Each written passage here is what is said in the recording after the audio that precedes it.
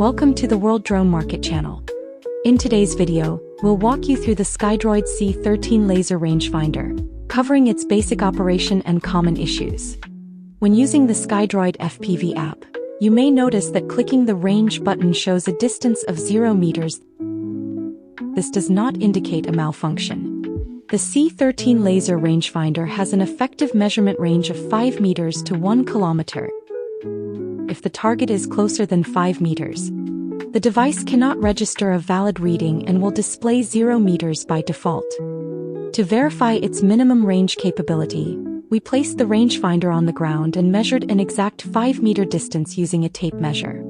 At this distance, the C13 provided an accurate reading of 5 meters, confirming the precision of its minimum range detection.